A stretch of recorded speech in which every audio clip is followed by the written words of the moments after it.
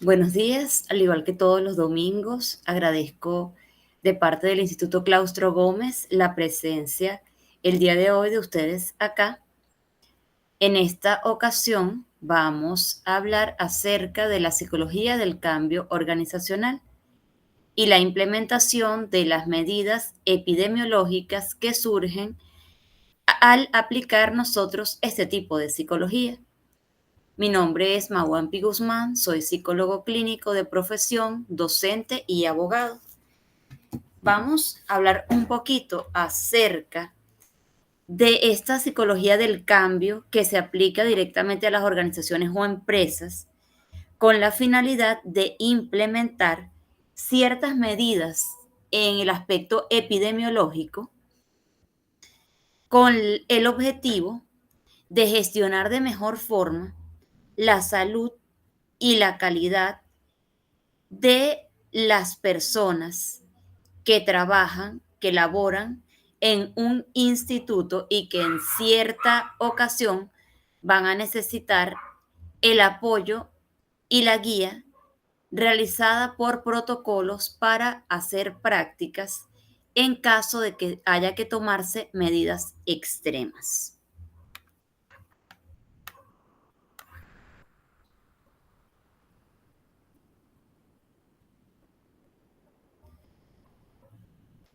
Muy bien. Para iniciar, vamos a definir qué es la psicología organizacional.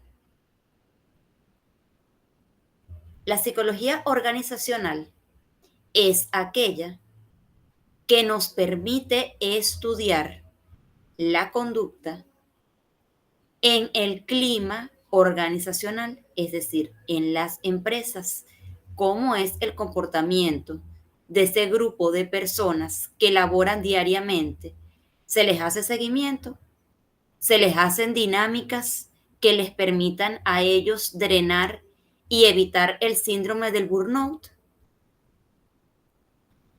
Es por ello que nosotros acá, como, como personas que nos estamos preparando para aquel cambio y para gerenciar desde cualquier ámbito este comportamiento, vamos a tener la capacidad de brindarles a esas personas las herramientas necesarias para que pueda desarrollar un aspecto positivo dentro de la organización.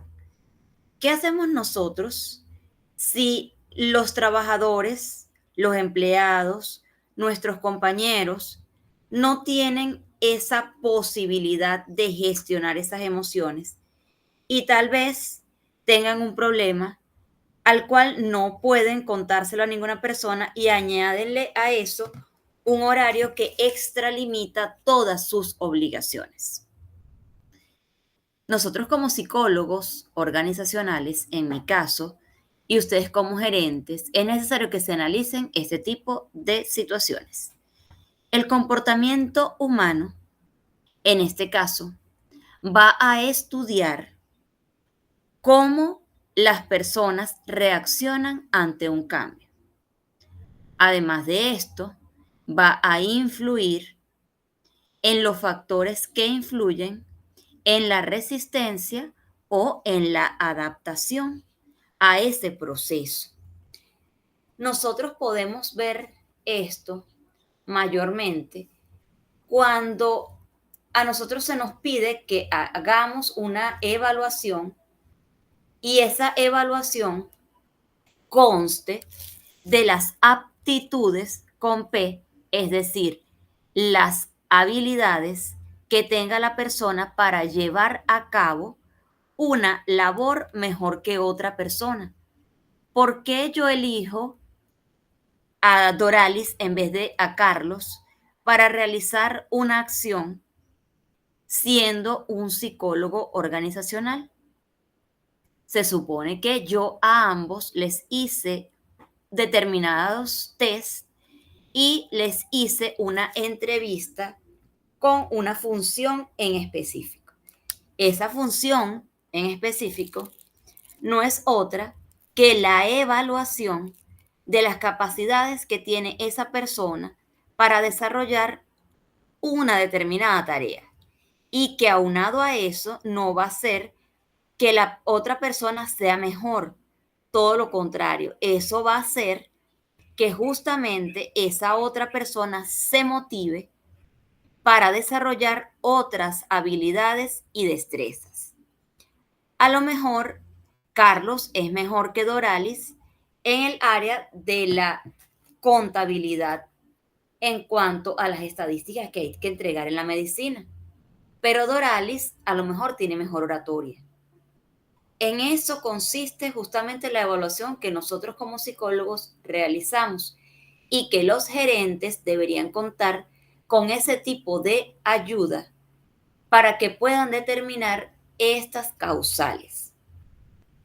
Nosotros como líderes sabemos que existen cambios en ese comportamiento y que esos cambios los vamos a observar. ¿Cómo los observamos? Directamente cuando el trabajador que en un principio nos rendía muchísimo, ya no nos rinde de la misma manera. Podemos observar que esa persona que antes se esforzaba por terminar el trabajo, ahora le cuesta terminar el trabajo. Y es allí cuando acudimos a las dinámicas grupales. ¿Cuál es el objetivo de las dinámicas grupales? Analizar cómo un grupo de personas funcionan dentro de una organización y qué capacidad tienen para cambiar. Esto va a considerarse también en una influencia de una cultura organizacional. ¿Ustedes han visto por casualidad en redes sociales la publicidad que le hacen a una serie llamada oye, ahorita se me fue el nombre de la serie, ya les voy. Merlí. Merlí es una serie que se trata de un grupo de alumnos que estudian en la Universidad de Barcelona, España, y una de las profesoras tiene una dinámica, y esta dinámica es grupal. Ella les dice, de ahora en adelante, la persona que llegue tarde, le vamos a decir, y les muestra una carpeta roja, que la carpeta es verde, para que ustedes vean que al final la persona va a aceptar que la carpeta es verde y no va a saber por qué. Esto ella se los aplica para que observen cómo el cambio cultural y cómo la adaptación muchas veces hace que la persona haga lo mismo que las demás aun cuando no esté de acuerdo.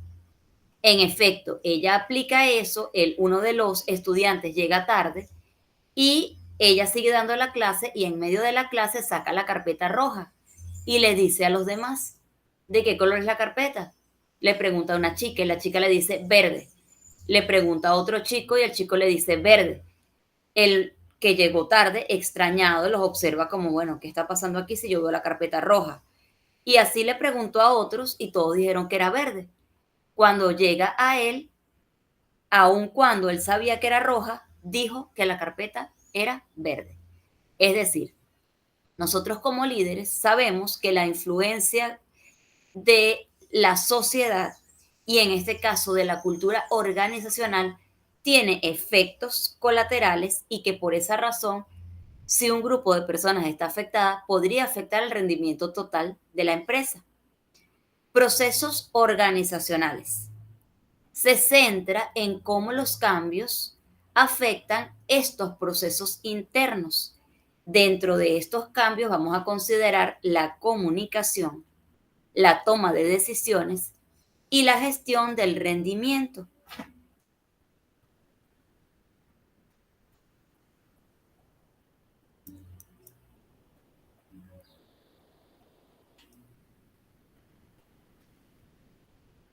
Objetivos de la psicología del cambio organizacional. Como principal objetivo, la psicología organizacional intenta. Doralis, ¿quieres decir algo o se te abre el micrófono? Ok, No, disculpe, se me abrió el micrófono. no te preocupes. Dentro de la psicología organizacional, el objetivo principal es minimizar esa resistencia a los cambios y posiblemente, si hay resistencia al cambio, la adaptación es más difícil. Para ello, vamos a utilizar 4 estrategias que les ayude a ellos, a nuestro grupo a cargo, a adaptarse un poco mejor a estas situaciones. Dentro de estos cambios tenemos como principal la facilitación de la transición, es decir, vamos a guiar a las personas y a los equipos a través de procesos de cambio para que estos se den de manera eficiente y de manera efectiva. ¿Cómo lo podemos hacer? Mediante las dinámicas y, por supuesto, mediante el seguimiento. Mejorar la comunicación, aplicar la comunicación asertiva, promover una comunicación clara y transparente para reducir la incertidumbre y las confusiones. La comunicación muchas veces cuando tú estás hablando con un compañero no es igual a cuando tú hablas con tu jefe, pero cuando tú hablas con tu jefe sientes que de alguna forma te está evaluando o que tal vez sientas tú que le va a caer de otra forma esa comunicación, sientes algún temor. Y nosotros como líderes tenemos que ser líderes comunicativos y participativos y por esa razón tenemos que darles la confianza a nuestros empleados de que realmente nos hablen con veracidad. Fortalecer la cohesión, es decir, aumentar esa integración dentro de los equipos y la confianza entre los miembros, minimizando los conflictos. Cuando se hacen dinámicas de coach, una de las dinámicas para fortalecer la cohesión que se realizan es colocar a varios miembros, pueden ser 2 o 3, con una cinta en los ojos y el primero va a dirigir a los otros 2. Con eso se va a fortalecer la confianza, aun cuando en un principio no es fácil. Este ejercicio, si se hace de manera continua y dentro de la planificación y los horarios laborales, se puede lograr. Mejorar, además de la comunicación, la moral, es decir, crear un ambiente positivo, un ambiente motivador para que las personas se sientan comprometidas y sientan que tienen parte en ese cambio que se ha hecho dentro de esa organización. Hasta ahora, ¿hay dudas?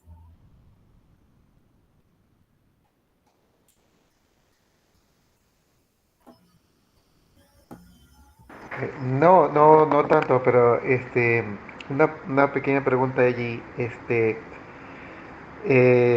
Claro, esto desde un punto de vista eh, gerencial influye bastante, aunque creo que no sé si faltaría allí o está intránsitamente inmersa en el punto 3, el trabajo en equipo, ¿verdad?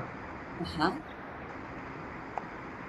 Eh, eh, es- En es- el, en es- el, en el punto 3 está porque al tú tener cohesión, estás trabajando en equipo. Si trabajas solo, no tienes cohesión. Claro, pero cuando me refiero a equipo es, por ejemplo, hay varios departamentos como uno como gerente al interno de su departamento y con otros departamentos. Entonces, quizás allí, esa quizás era mi pregunta, sí. Sí, sí, claro, o sea, todos, si ponemos la imagen de una figura que es muy popular, que es todos empujando en la misma dirección, la carreta hacia el mismo lugar. Pero si unos empujan de frente y otros de lado, no, no van a avanzar. Sí, por ahí era la... Claro, pero está bien la pregunta, pero te lo enfoco de otra manera. Cuando hablamos de cohesión, hablamos de equipo. El equipo va a depender de la cantidad de personas que tú lideres, porque generalmente un líder va a tener un equipo a cargo, porque si un líder tiene a cargo 5 equipos, créeme que la capacidad de liderazgo, por muy buen líder que sea, no va a ser la misma. Por eso es importante que nosotros aprendamos también a gerenciar. Yo puedo estar a cargo de 4, 5 personas para yo hacer una buena dinámica, en este caso que estamos hablando de dinámicas organizacionales. Si yo hago esa dinámica con 100 personas, créeme que va a ser complicado que se lleve a cabo al menos eficientemente como yo quiero. En este caso que tú me expones, que pueden ser muchos departamentos, eso se haría por departamento, o al menos es lo ideal que se haga por departamento. Ah, ok, perfecto, perfecto. Eh,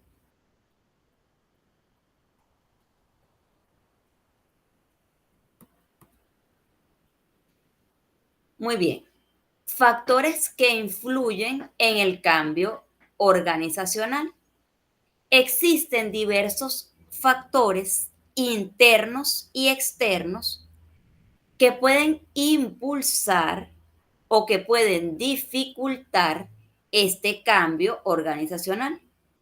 Dentro de los factores internos vamos a encontrar la cultura organizacional, es decir, bajo qué concepto se maneja esa empresa. ¿Cuál es el objetivo? ¿Cuál es la misión? ¿Cuál es la visión que tiene esa empresa? Y si esa colinda con los empleados que tiene. ¿Cómo es la forma en la que se lleva el liderazgo y la dirección del mismo? Como hablábamos ahorita. Un líder tiene que tener la capacidad de gerenciar. Un líder no es la única persona que lleva a cabo. De hecho, un líder es quien guía a un grupo de personas que a su vez prepara para que en algún momento lo sustituyan. Estructura organizativa. Toda organización debería tener un organigrama, una estructura base, al menos de los procedimientos que allí se realizan, para que una persona que se integre en un principio allí tenga al menos el conocimiento mínimo para poder empezar y agarrar experiencia en base a lo que esa organización quiere que funcione. Los recursos humanos, ¿con qué se cuenta? ¿Qué especialistas tengo yo a la mano para yo atender un determinado caso?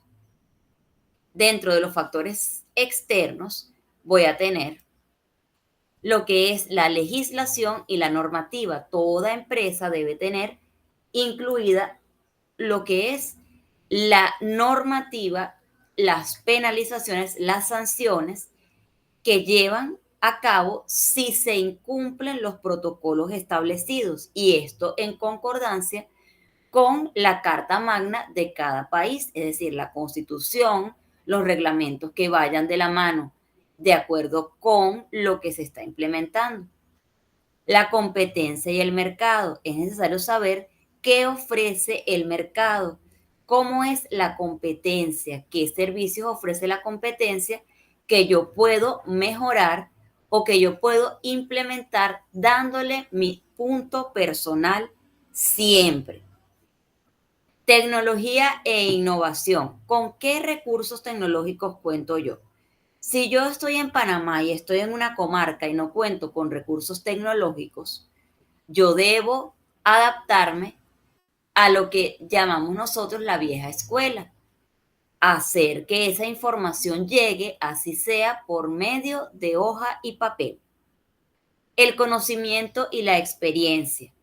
Si yo tengo una estructura organizativa, una normativa y cuento con un recurso humano que está preparado, aun cuando los recursos tecnológicos en ocasiones sean limitados, yo voy a tener el conocimiento para poder llevar a cabo esa situación. Asimismo, voy a contar con la experiencia a medida que desarrolle mi trabajo, mi labor. ¿Hasta ahora alguna duda o algún comentario?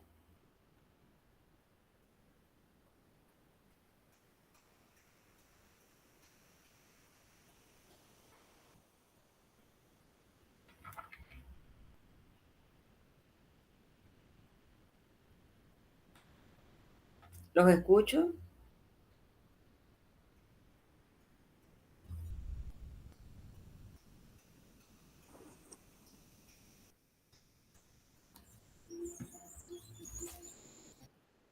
Doralis, ¿te escuchamos?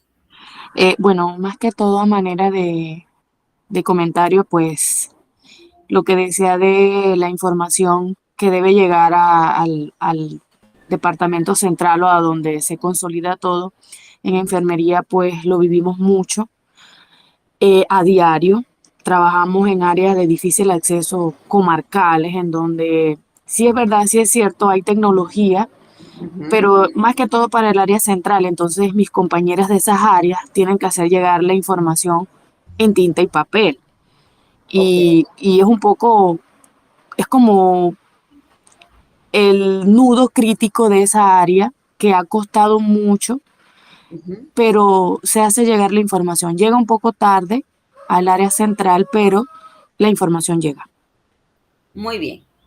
Perfecto, Doralis. Muchísimas gracias por la información. Es decir, que aún cuando no existan los recursos tecnológicos, sí existe eh, la motivación de llevar a cabo esto, que es importantísimo. Gracias entonces por esa información. Muy bien, dándole continuación, podemos dar como un ejemplo el modelo de cambio organizacional expuesto por Lewin. Este modelo va a describir el cambio como una secuencia de etapas. En un inicio vamos a tener el llamado descongelamiento, que va a ser la identificación, la necesidad de cambio y la preparación para la organización y para la transición de la misma. En segundo caso, vamos a tener el movimiento, que no es otra cosa que la implementación que va a incluir las nuevas prácticas, las nuevas integraciones de personal, los procesos distintos y las diferentes estructuras que yo voy a aplicar. En tercer lugar, tenemos el recongelamiento, que no es otra cosa que la estabilización en el nuevo estado, es decir, la consolidación de las prácticas nuevas y la adaptación de las mismas a la organización.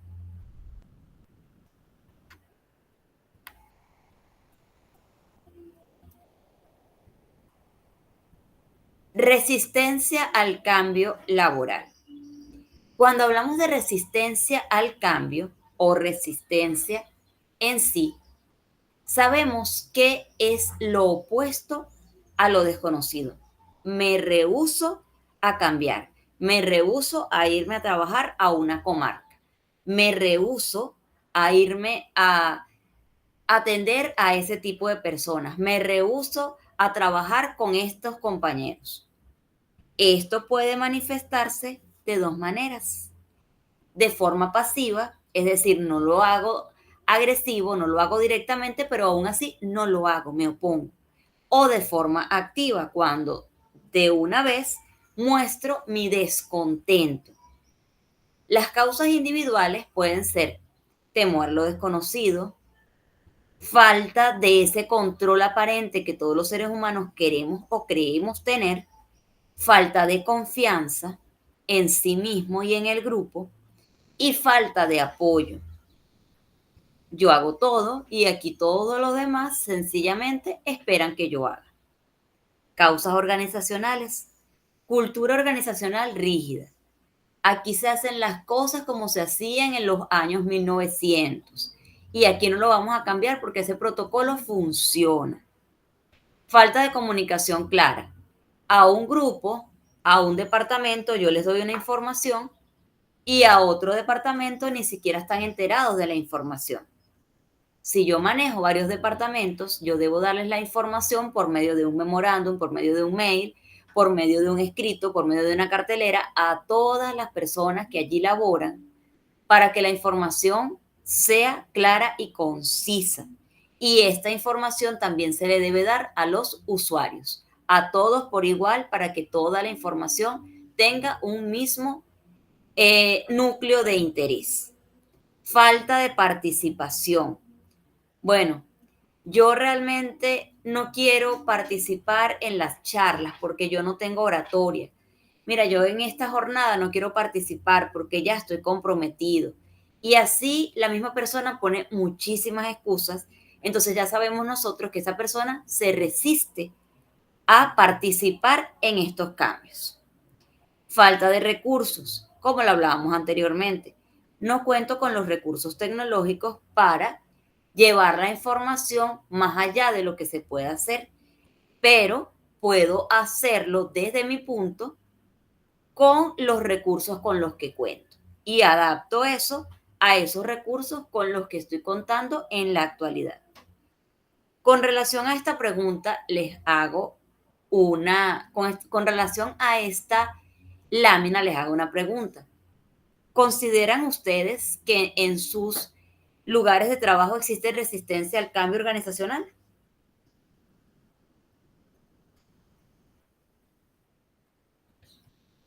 Doralis, te escuchamos.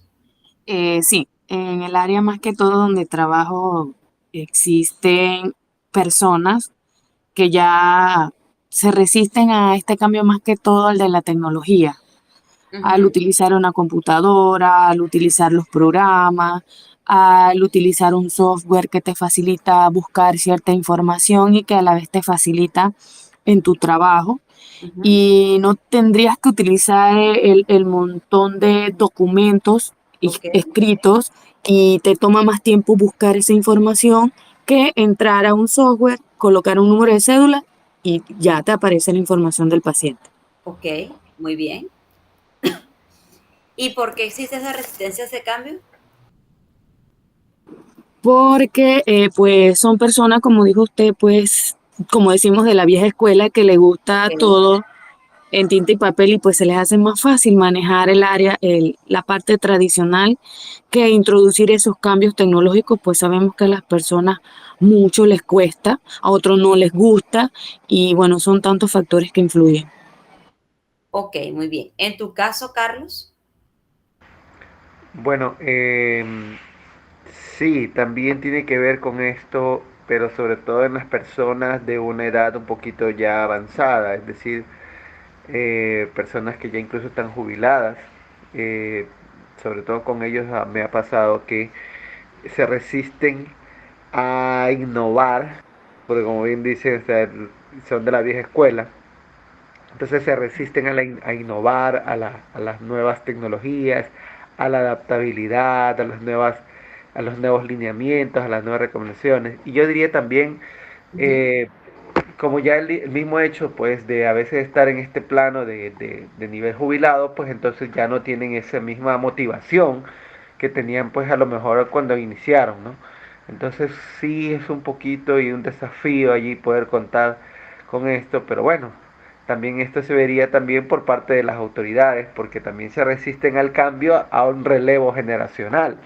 ok, Entonces, eso también, o sea, no podemos decir que todo depende del personal operativo, sino de los directivos, porque no hacen esa gestión para ese relevo generacional. Entonces, yo creo que resistencia al cambio no solo es de una sola persona o de un solo grupo minoritario, sino de casi de todos. Todos contribuyen a un grado de resistencia, ok, pues en relación a eso, ¿no? Creo que hasta yo en ese caso, si me ponen a ver cuál es mi resistencia, pues no me adapto a la cultura o al modo que tiene el país o el sistema de poder operacionalizar con personal jubilado, con personal que no es jubilado y ok, con esa gama de variables de universo cambio. ya. Ahora te voy a preguntar una cosa. ¿Cómo haces tú? Entiendo que en ocasiones no tengamos que estar de acuerdo con todas las situaciones que ocurren, digamos, en una labor, en una institución o incluso en un país. Eso yo lo puedo comprender y no lo veo como, como algo negativo ni como algo que no se pueda modificar. Pero en tu caso, ¿cómo lo llevas para tú poder adaptarte? Bueno, muy particularmente, pues yo no puedo inferir directamente en el país, porque mi trabajo es un poco más de asesoría, de consultoría, de asistencia. Ujú. Pero lo que sí hago es, y por eso me interesó mucho el diplomado, para poder orientar un poco más a nuestro enlace, a nuestro vínculo con el ente público, en este caso, Ujú.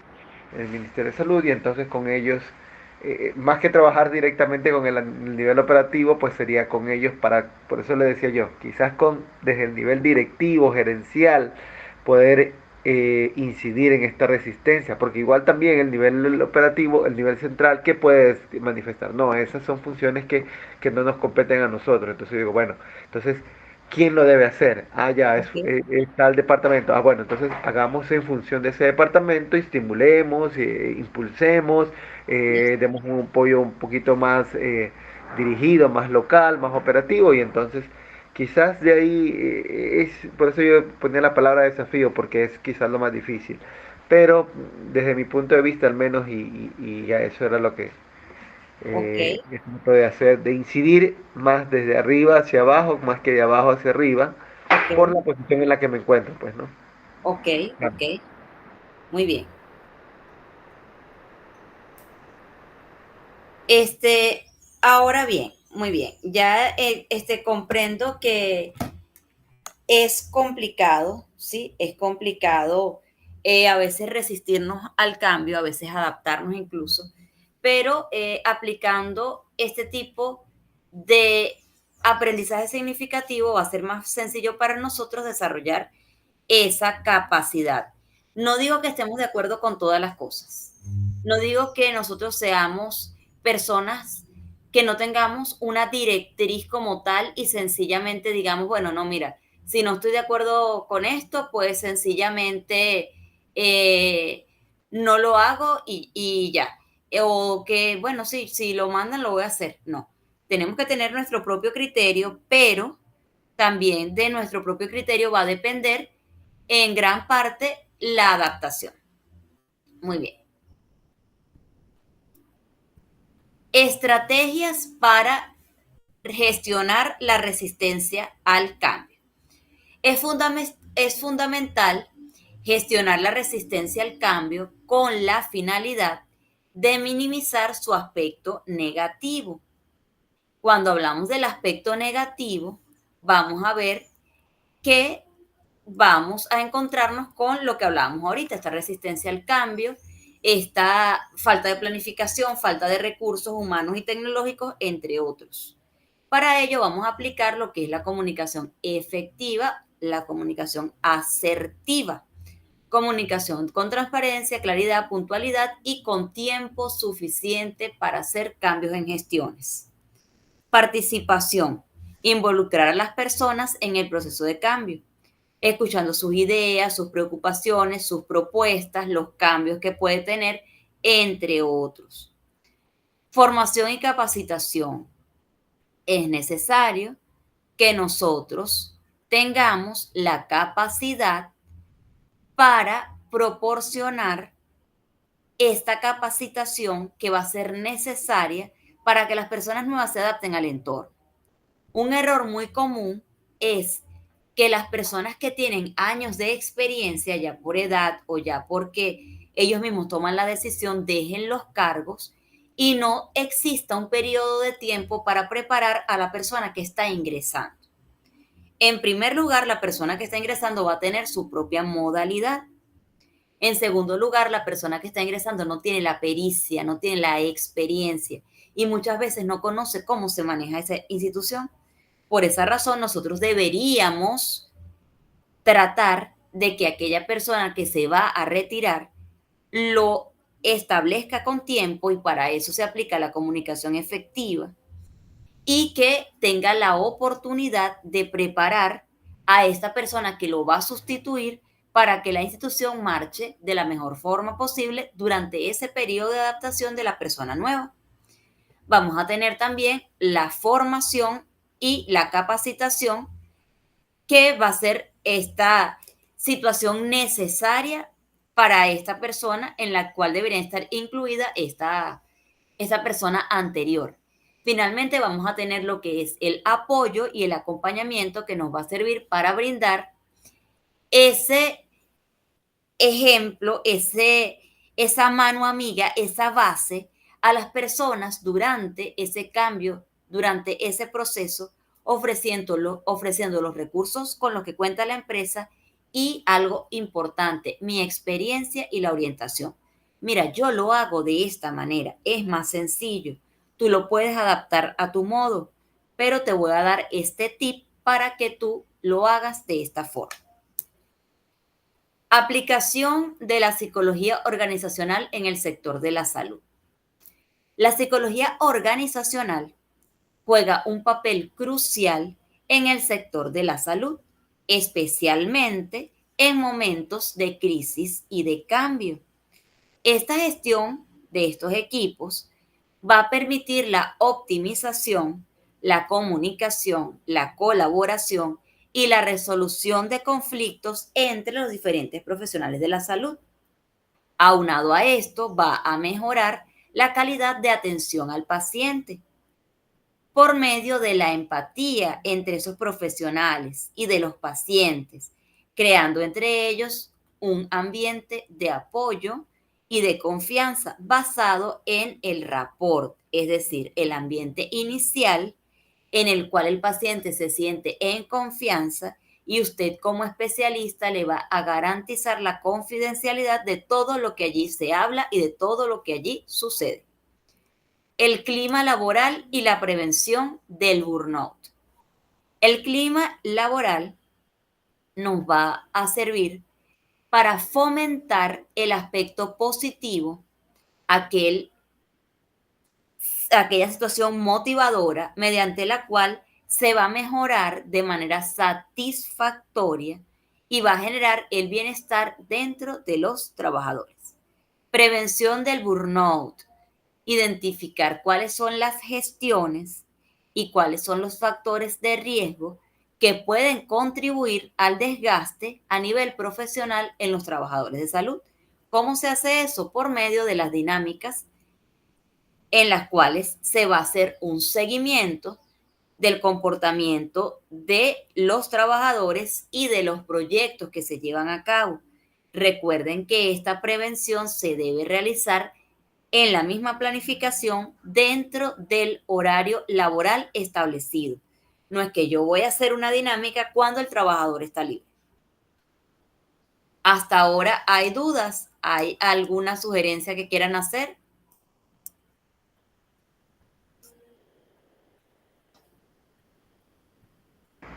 No, por el momento, mi parte. Okay. Muy bien. Implementación de las medidas epidemiológicas en las organizaciones de salud. Las aplicaciones de estas medidas epidemiológicas exigen un cambio en las prácticas, en los procesos y en las estructuras organizacionales de la salud. Para ello, nosotros vamos a considerar lo que es el análisis de datos, es decir, la identificación de patrones de transmisión, de factores de riesgo y necesidades específicas de una población determinada. Vamos a tener también una comunicación estratégica, es decir, una comunicación clara, transparente, que utilice las medidas implementadas y que además nos permita asegurar la comprensión y el apoyo de los actores o de las personas que están involucradas. Capacitación del personal. Brindar esa información actualizada y personalizada acerca de las medidas, acerca de los protocolos y acerca de esas prácticas que nos van a garantizar la implementación exitosa de esas medidas que nosotros desde hace tiempo estamos llevando a cabo y que nos ha permitido como empresa tener un nivel de calidad y de reconocimiento.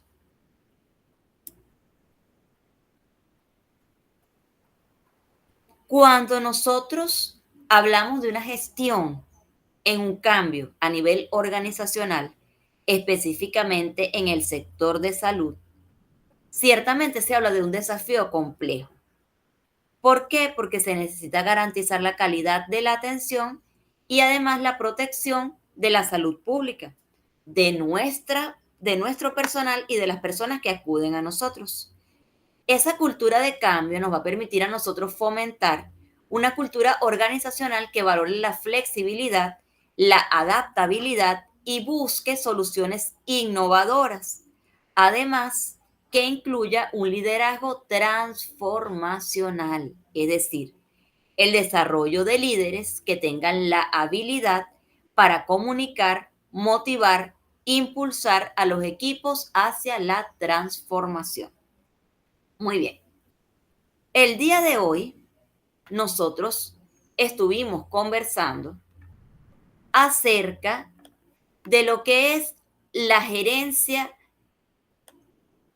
en la psicología del cambio, la psicología organizacional, específicamente en las medidas epidemiológicas. Sabemos que cuando hablamos de la psicología organizacional o la psicología del cambio organizacional, va a evaluar ese comportamiento de esa persona, de ese grupo de personas, de los diferentes departamentos, que nos va a permitir cómo reaccionan esas personas ante un cambio y que a su vez tenemos nosotros que prever la salud mental de ellos para evitar un burnout. Para ello, hacemos un grupo de dinámicas mediante las cuales se encuentren aquellas que permitan que esos trabajadores se expresen. Además de ello, esa dinámica y esos procesos deben estar dentro de nuestro esquema organizacional y dentro del horario laboral de nuestro trabajador.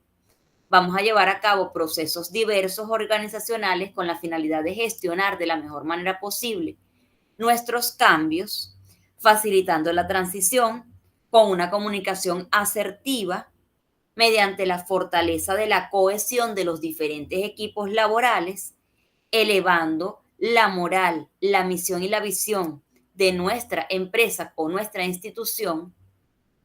Esos factores que van a incluir van a ser tanto internos como externos y ambos los tenemos que trabajar. Tenemos como base el modelo de Lewin, existen muchos otros, está Taylor también, pero en este caso hablamos del modelo de Lewin, que va a permitirnos identificar cuál es la necesidad, adaptar esa necesidad a un nuevo cambio y establecer ese nuevo cambio dentro de nuestra institución. Vamos a encontrarnos muchas veces con que existen resistencias al cambio organizacional por causas individuales y causas organizacionales. Y estas se pueden manifestar de manera pasiva o de manera activa. Y nosotros como líderes tenemos que prever esa resistencia por medio de esa actualización, de esa preparación a través de las dinámicas y del seguimiento.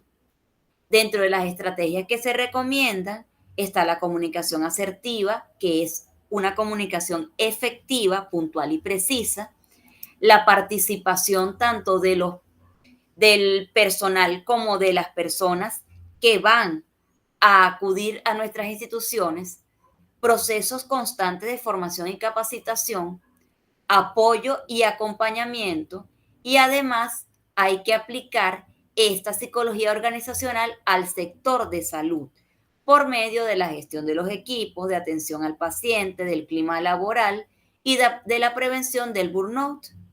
Además de esto, vamos a tener la implementación de unas medidas epidemiológicas que se van a aplicar en la salud, un análisis de datos, qué me falta, con qué cuento, hasta cuándo cuento con esto, qué puedo hacer para mejorar.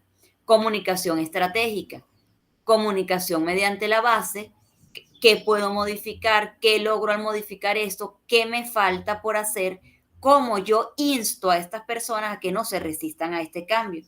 Capacitación del personal de forma constante. Esto es necesario que se aplique para que nuestra cultura laboral tenga un cambio.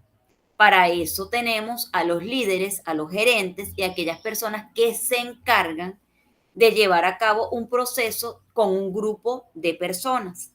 Y es necesario para todo ello la integración de índole psicológica. ¿Tienen ustedes alguna pregunta o algún comentario que hacer?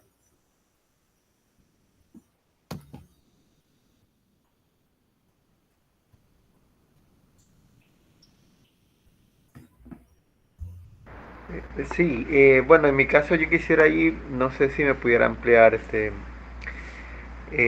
lo que es en la cultura organizacional Ujú. Y yo he escuchado también en algunos lugares o departamentos desarrollo organizacional. O sea, creo que tienen sus diferencias, ¿verdad? Pero me imagino que también deben tener sus puntos de cohesión. Entonces no sé si es lo mismo o tienen de diferencias significativas, ¿no? Ok, muy bien.